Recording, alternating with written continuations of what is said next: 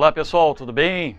É um prazer estar iniciando aqui o curso de Auditoria e Prestação de Contas, preparatório para o concurso do TCE de São Paulo. Meu nome é Marcelo Aragão, tenho uma formação em Administração, com especialização em Administração Pública, em Auditoria Governamental e Auditoria Privada. Tive uma experiência de aproximadamente 10 anos no setor privado e há aproximadamente 16 anos que eu estou, 26 anos, né, que eu estou na área de auditoria pública governamental. Vocês estão percebendo aí pelo meu tempo aí de serviço, de trabalho, que eu já estou próximo aí, mais uns 3 anos me aposentando, passando o bastão, ok? Então minha vida praticamente toda profissional é na área de tribunais de contas, de controladoria, de auditoria governamental, que eu defini que seria a função que eu ia desenvolver no setor público. Então, tenho uma larga experiência na Controladoria Geral da União.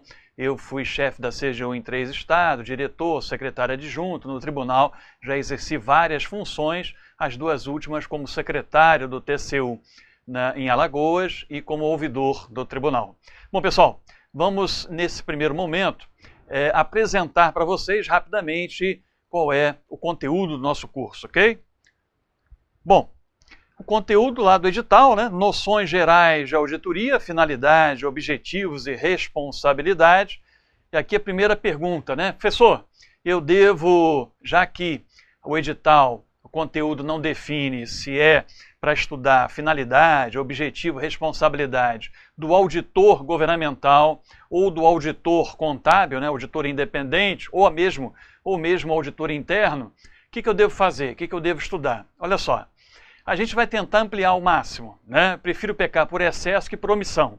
Agora, nós sabemos que a banca, a VUNESP, tem uma tendência de elaborar questões baseadas na doutrina e nas normas relativas à auditoria independente. Então é muito mais importante, por exemplo, que vocês conheçam as normas de auditoria independente, as NBC-TESAs, publicadas pelo Conselho Federal de Contabilidade, ou a síntese, né, que nós vamos apresentar aqui para vocês nesta aula. Quais são os objetivos, a responsabilidade, o que se espera do auditor independente das demonstrações contábeis.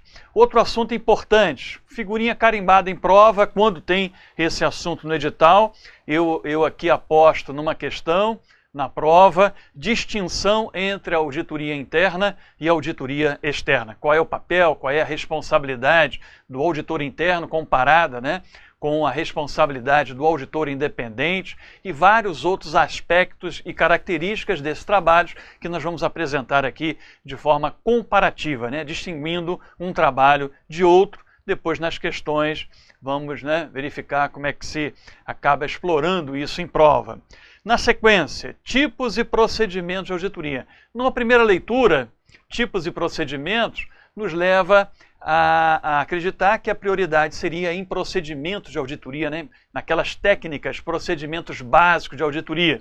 Só que tem tipos na frente, né? Então nós vamos aqui, mais uma vez, né? Prefiro pecar por excesso que por omissão, abordarmos alguns tipos de auditoria, tipologia em função dos objetivos do trabalho na auditoria pública governamental, também fazendo a reflexão, a comparação para a auditoria do setor privado.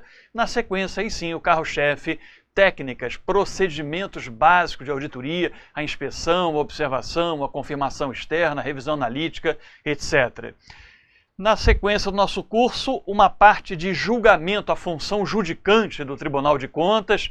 O tribunal recebe as tomadas e prestações de contas elaboradas pelos gestores públicos e vai instruir e especialmente julgar essas contas. Nós vamos ver, com base na lei orgânica, todo esse processo, né? Tipos de decisões, o processo de julgamento dessas contas pelo TCE de São Paulo. Outro assunto muito importante, afinal de contas, trata-se do produto, né, do trabalho da auditoria, o processo de comunicação dos resultados, que é o parecer e o relatório do auditor. Aqui, mais uma vez, vem a pergunta, vem o questionamento. Professor, devo estudar apenas relatório, parecer do auditor independente com base nas normas, lá na NBC-TESAs, da série 700, ou devo também me preocupar com o relatório, parecer no âmbito da auditoria pública? O foco, né, sabendo do estilo aí da banca da VUNESP, é no parecer, no relatório do auditor independente. Tipos de opinião, a estrutura, né, as seções, a estrutura, os parágrafos, né, que são estruturados, o relatório do auditor, todas as obrigações e objetivos do auditor quando está formando a sua opinião e elaborando o seu relatório, aí sim constitui o objetivo mais importante aqui para essa nossa preparação. Logicamente que eu vou fazer algumas comparações em relação ao relatório, parecer ou certificado na auditoria pública. E por fim, algo novo, né, que surge, a exigência na parte de legislação que a gente estude as instruções número 2 de 2016 do TCE São Paulo. São normas, né, conjunto de normas, diretrizes, orientações consolidadas, né, numa única instrução de 145 páginas. Eu não me preocuparia muito em termos de questões com essa parte de legislação, mas nós temos que estudar, né? Não podemos negligenciar também essa norma que foi citada lá expressamente na parte de legislação. Então nós vamos tratar dessa norma no final do nosso curso, abordando ali quais são os seus livros e as principais diretrizes, né, e exigências dessa norma. Ok, pessoal? Bom, esse é o contexto, né, o conteúdo do nosso curso. Vamos iniciar então a nossa aula com o primeiro assunto: finalidade, objetivos e responsabilidade do auditor. Vamos lá. Noções gerais da auditoria, finalidade, objetivo e responsabilidade. O objetivo da auditoria independente, com base na norma-mãe da auditoria de demonstrações contábeis, que é a NBCTA 200, é aumentar o grau de confiança nas demonstrações contábeis financeiras por parte dos usuários. Então perceba, para a prova, cuidado, não é objetivo da auditoria independente revelar, detectar fraudes, emitir opinião quanto aos controles internos, elaborar qualquer coisa, ou seja, normas, procedimentos, ou implantar controles internos. Estou dando alguns exemplos aqui para que vocês estejam atentos em prova.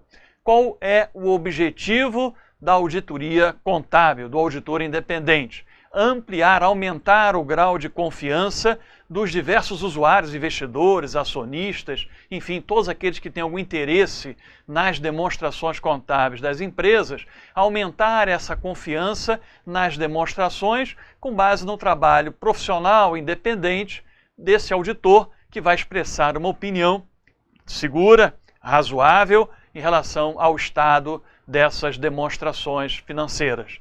Vamos voltar aqui na tela. Isso é alcançado mediante como, né, que o auditor aumenta esse grau de confiança dos usuários? Mediante uma opinião, parecer, opinião pelo auditor, sobre se as demonstrações contábeis foram ou não elaboradas em todos os aspectos relevantes.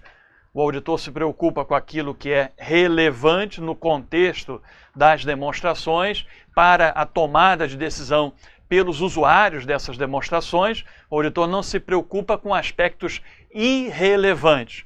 O auditor, por exemplo, ele só tem uma preocupação em relação a possíveis distorções, quer por erro, quer por fraude, que tenham efeito relevante sobre as demonstrações contábeis, que possam, consequentemente, prejudicar alguém que tome decisões econômicas de manter ou não suas ações baseadas nessa opinião, nesse relatório do auditor sobre as demonstrações contábeis. Então, voltando aqui, em todos os aspectos relevantes, em conformidade com uma estrutura de relatório financeiro aplicável à entidade. O que é essa estrutura de relatório financeiro aplicável? É o conjunto de procedimentos, normas, princípios contábeis que a organização, né, se obriga a cumprir aqui no Brasil, em função dessas normas estabelecidas pelos órgãos, né, reguladores, normatizadores, e, consequentemente, a estrutura de demonstrações contábeis financeiras que essa empresa, essa entidade, se obriga a elaborar e publicar de acordo com as exigências dessa estrutura. Tentando clarear, né, deixar de forma mais simples, essa estrutura de relatório financeiro aplicável, né, de apresentação adequada para fins gerais aqui no Brasil, é aquela estrutura de relatórios que é estabelecida na Lei 6.404, ou seja, balanço patrimonial, demonstração de resultado, fluxo de caixa, nota explicativa, origens e aplicações de recursos, né, origens dos recursos, mutações de patrimônio líquido, e também, se for de capital aberto, a demonstração de valor adicionado. Então, essa estrutura de relatórios, de demonstrações financeiras é que a organização se obriga a publicar, a não ser que tenha alguma exigência específica de um outro tipo de relatório, né, de estrutura de relatório financeiro a ser cumprida. Mas aqui no Brasil, de uma forma geral, para fins gerais, para uma ampla gama, né, um amplo leque de usuários, temos aí a estrutura exigida pelos órgãos normatizadores, né, da contabilidade, Conselho Federal de Contabilidade, IBRACON, CVM, enfim, o CPC, né, Comitê de Pronunciamento Contábil, que exigem essas demonstrações contábeis. Vamos seguir? Vamos lá. Alcance da auditoria, já que estamos falando aqui de responsabilidade, até onde vai a responsabilidade, o que se espera, né, do auditor contábil? Vamos lá. A opinião do auditor não assegura, por exemplo, a viabilidade futura da entidade, nem a eficiência ou eficácia com a qual a administração conduziu os negócios da entidade. Afinal de contas, não é uma auditoria operacional. Quando o auditor, ao final do seu trabalho, opta por expressar uma opinião sem ressalva, opinião não modificada, ele está atestando que essas demonstrações contábeis estão livres de distorção relevante e foram elaboradas em conformidade com os aspectos mais relevantes, com a estrutura de relatório financeiro aplicável. Uma opinião sem ressalva, não modificada, não é um atestado de bons negócios, não é um atestado de que aquela entidade alcançou suas metas, seus objetivos, foi eficaz, né, com o menor custo possível, maximizou o uso dos recursos, foi eficiente. Não, esse não constitui responsabilidade, objetivo da auditoria contábil fazer esse tipo de avaliação. Então, o alcance da auditoria contábil se restringe às demonstrações contábeis que foram elaboradas e à opinião que o auditor vai expressar sobre essas demonstrações.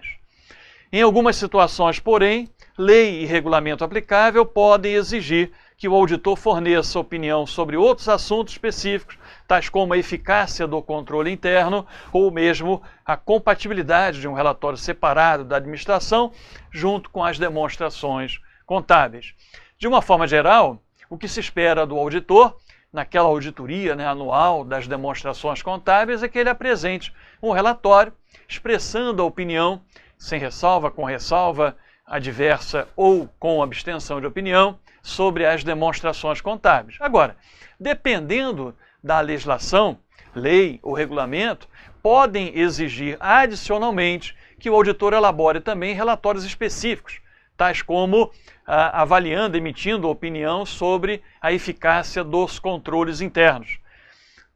Pode ser também, em algumas circunstâncias, que o auditor expresse uma opinião, elabore um relatório em relação a outros assuntos, outros aspectos que não o conjunto das demonstrações contábeis.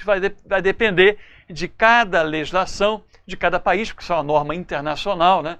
As NBCT-ISAs aqui no Brasil são o reflexo das ISAs, né?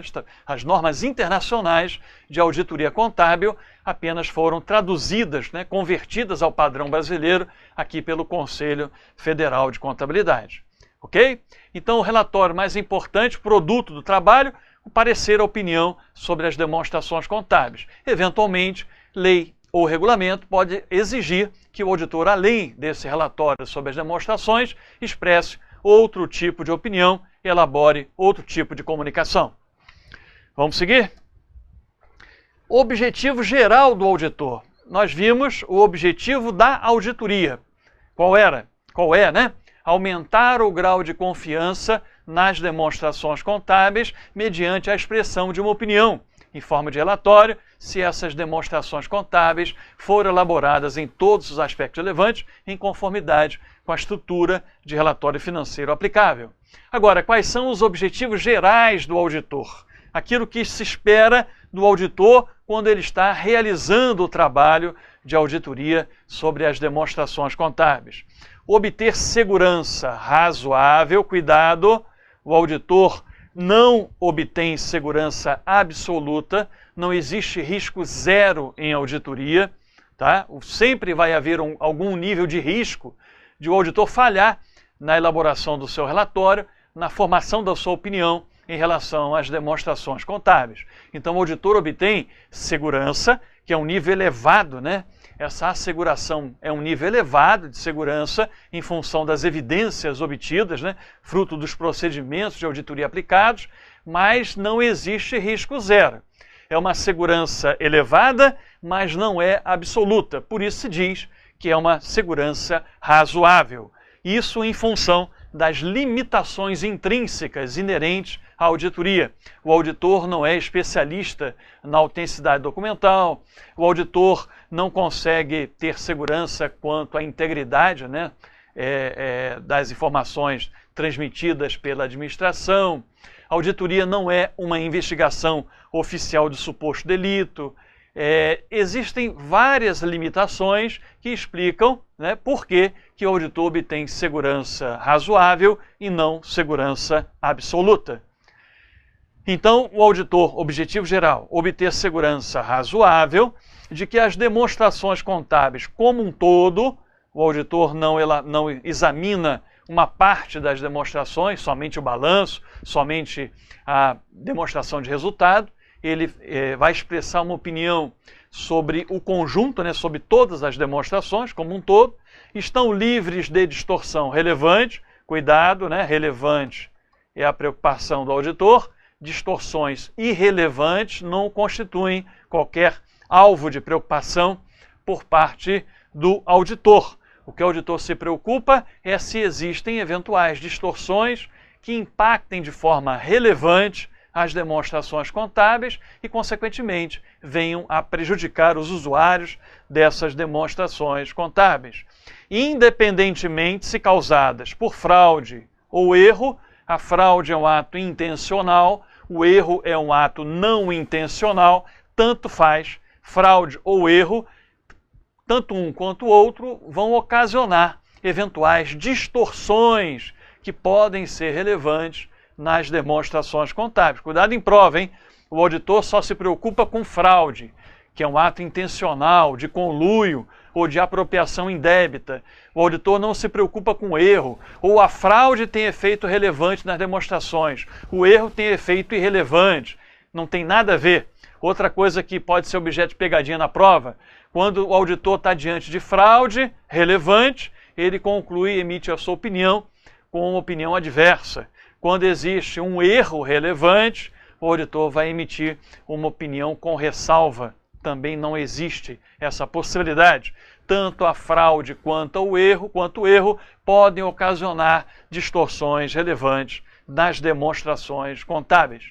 Bom, tanto a fraude quanto o erro, então, possibilitando assim que o auditor expresse a sua opinião, afinal de contas, né? Esse é o principal objetivo, aumentar a confiança, o grau de confiança em função de uma opinião independente, profissional, técnica, sobre se as demonstrações contábeis forem elaboradas, de novo, né, em todos os aspectos relevantes. A relevância, a materialidade é muito importante em auditoria contábil, em conformidade com a estrutura de relatório financeiro que seja aplicável a essa entidade. Não preciso mais falar o que é essa estrutura de relatório financeiro aplicável. E, além da obtenção dessa segurança razoável, né, o auditor vai expressar a sua opinião, apresentar um relatório por escrito sobre as demonstrações contábeis e comunicar-se, né, apresentar um relatório e comunicar-se como exigido pelas normas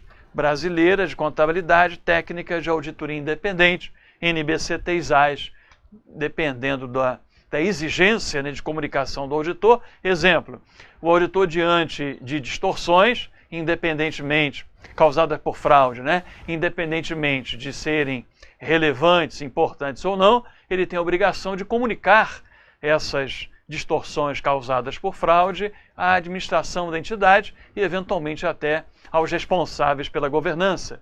Quando o auditor detecta fraude nas demonstrações contábeis, pode ser que ele tenha uma exigência legal normativa, regulamentar, de comunicar essa existência, né, essa evidência de fraude a alguém lá fora, a um órgão regulador, a um órgão normatizador, a um órgão controlador. Dependendo da exigência, o auditor vai ter que cumprir, comunicando essa ocorrência de fraude a agentes, órgãos, né, externos à entidade. Bom, então esses são os objetivos gerais do auditor.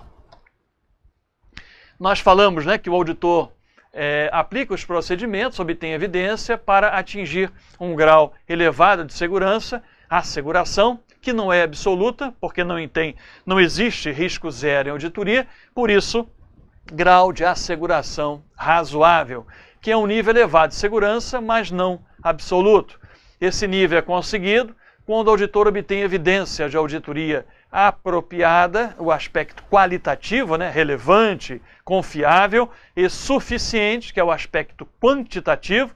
Quantidade de evidência significa que essa evidência é suficiente, apropriada e suficiente para o quê? Reduzir o risco de auditoria a um patamar mínimo aceitável. Com isso, o auditor atinge aquele grau de asseguração, uma segurança elevada, mas não é absoluta, porque o risco não tem risco zero, esse risco é minimizado, mas fica num patamar mínimo aceitável. Como não existe risco zero, o auditor jamais vai atingir um grau de asseguração absoluto, certeza absoluta. Ele tem um grau de segurança, de asseguração razoável, de que o risco de auditoria, a probabilidade do auditor errar na sua opinião, expressar uma opinião inadequada diante de demonstrações financeiras que contenham distorções relevantes, que esse risco fique naquele patamar mínimo aceitável. Limitação inerente da auditoria. Nós vimos, lembra?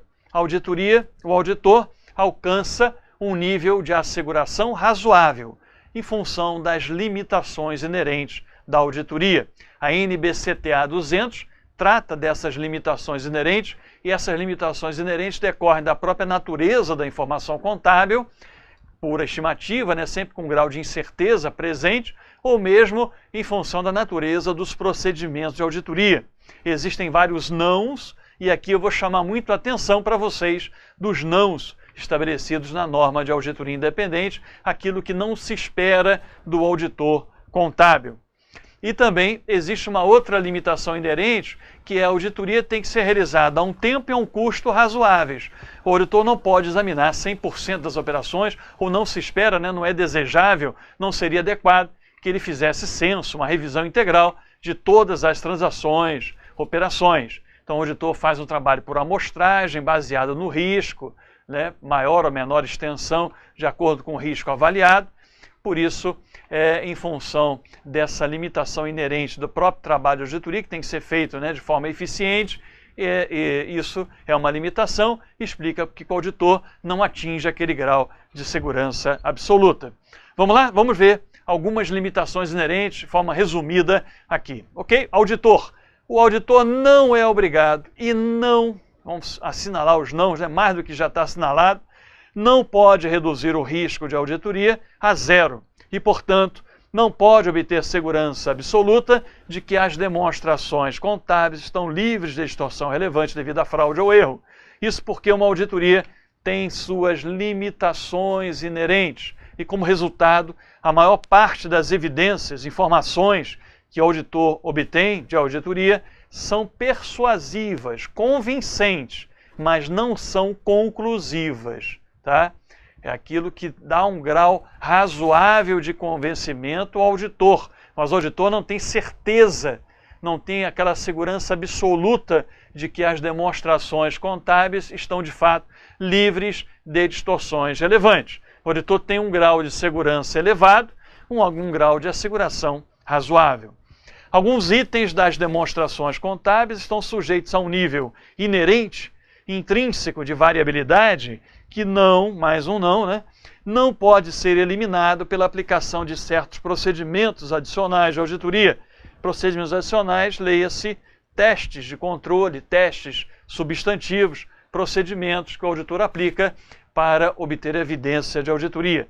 Este é o caso de certas estimativas contábeis. Então, a própria natureza das informações contábeis, dos registros, à base de estimativa, de aproximação, isso traz um grau de incerteza para a administração, quando faz os registros, quando elabora as suas demonstrações, e também para o auditor.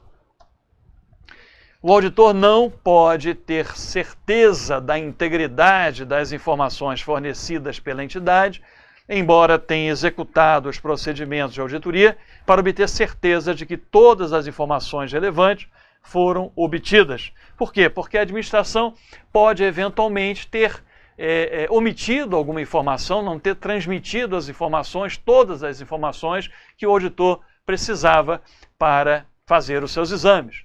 Em função dessa limitação, que parece, né, óbvia, o auditor não tem essa certeza da integridade, da completude das informações fornecidas pela administração, pelos responsáveis pela governança lá da entidade.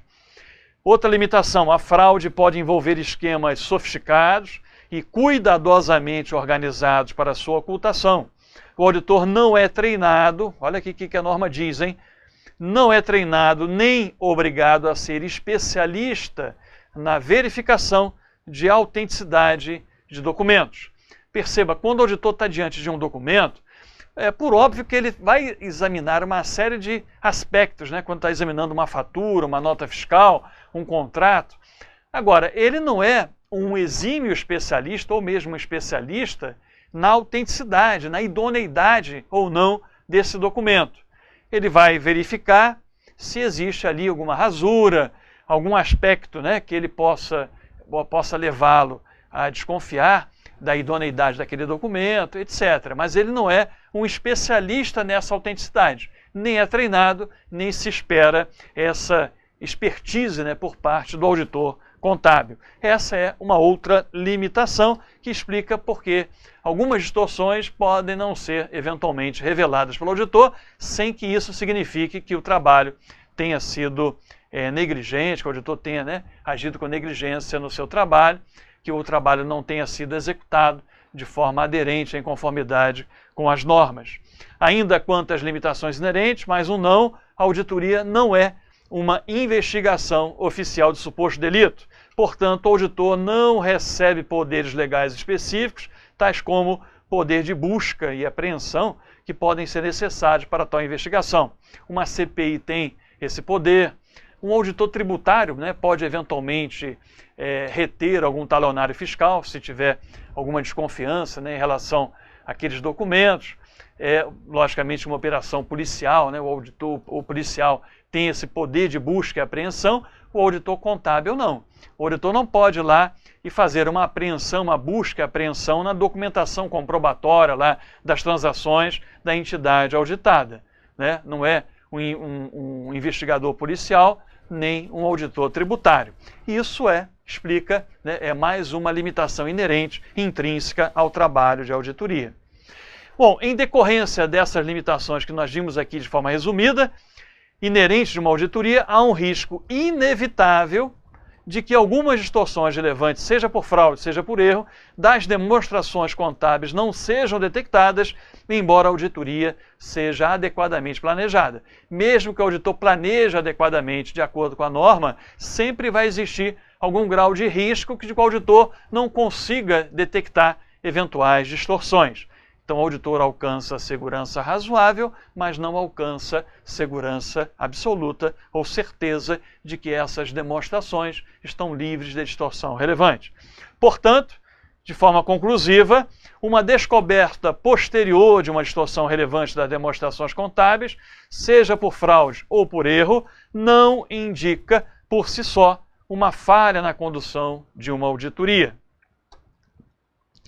Bom, tudo que o auditor faz em auditoria contábil, vocês estão percebendo, é para obter evidências de auditoria e alcançar o grau de segurança razoável. Pergunta: e se por acaso existir alguma limitação no trabalho do auditor, seja por conta própria ou uma limitação imposta pela própria administração, que leve o auditor a não alcançar o grau de segurança razoável que ele precisa alcançar? O auditor se sente inseguro, não alcança essa segurança que ele precisa. Qual é o que o auditor tem que fazer quando existe essa limitação? Se a opinião com ressalva, primeira situação, dá para ressalvar no meu relatório, né, apresentar uma opinião com ressalva? Se for possível apenas ressalvar, tudo certo, está solucionado o problema. Agora, se a opinião com ressalva no relatório for insuficiente nas circunstâncias para atender os usuários, as normas requerem que o auditor se abstenha, emita o seu relatório com abstenção de opinião, negativa da opinião, ou, o último caso, né, o mais inusitado, que ele renuncie, né? Cuidado, hein? A norma prevê claramente essa renúncia por parte do auditor, quando essa renúncia for possível, prevista em lei ou regulamento. Então, tudo que o auditor faz em auditoria é para obter evidência suficiente e apropriada para alcançar o grau de segurança razoável. Quando o auditor não consegue obter esse grau de segurança razoável, o que ele faz? Ou ele emite uma opinião com ressalva. Se essa opinião com ressalva for insuficiente, ele vai se abster, emitir um relatório com abstenção da opinião, ou, em último caso, renunciar ao trabalho, rescindir o contrato, terminar a auditoria onde ele parou, onde estava, não vai até o final, caso essa renúncia seja possível com base na norma, na lei, no regulamento. Ok, pessoal? Vamos encerrar aqui esse primeiro bloco, né, da nossa aula número 1. Estamos aí esquentando as turbinas, estamos aqui abordando vários aspectos de respeito ao objetivo, né, à responsabilidade, ao papel do auditor independente, finalidade, objetivo, responsabilidade em auditorias e demonstrações contábeis. Na sequência, vamos abordar outros assuntos importantes do nosso edital. Ok, pessoal? Encerramos aqui o primeiro bloco. Bons estudos a todos e até o segundo bloco dessa nossa primeira aula do curso de Auditoria e Prestação de Contas para o TCE São Paulo.